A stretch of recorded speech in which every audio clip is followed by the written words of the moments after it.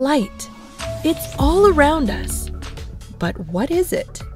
Where does it come from? And what does light have to do with color? Light is a kind of energy that travels in waves. It is made when matter is heated up or gains energy. Excess energy is released, in part, as light. This energy is called electromagnetic radiation. When we talk about light, we usually mean visible light, which is the light that we can see with our eyes. But there are more types of electromagnetic radiation that are invisible to us, including radio waves, microwaves, X-rays, and gamma rays. Scientists can detect and measure invisible radiation with special tools. Together with visible light, all these types of radiation are called the electromagnetic spectrum. All electromagnetic radiation travels in waves, but different types have different wavelengths. The wavelength of electromagnetic radiation, or light, is connected to how much energy it has.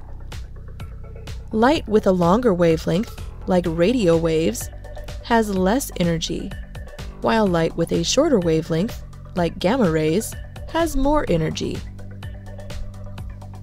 Visible light makes up only a tiny part of the electromagnetic spectrum, but it includes every color we can see. The most important source of light here on Earth is the sun. We call ordinary sunlight white light, but it actually includes all the colors of visible light. These colors can be revealed when white light goes through a prism.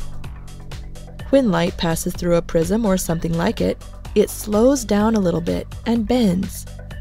Some parts of the light slow more than others, and the light spreads out into the colors of the spectrum. If you want to see all of the colors in the visible light spectrum, look no further than a rainbow. Rainbows are made when water droplets in the air bend sunlight much like a prism. Usually when we talk about a rainbow, we say it is made of 7 colors: red, orange, yellow, green, blue, indigo, and violet. Each color has a different wavelength.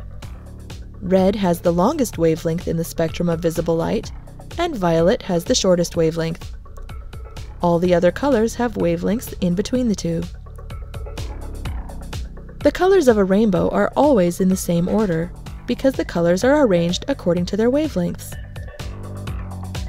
Red is always on the outside, because red has the longest wavelength, and violet is always on the inside, because violet has the shortest wavelength.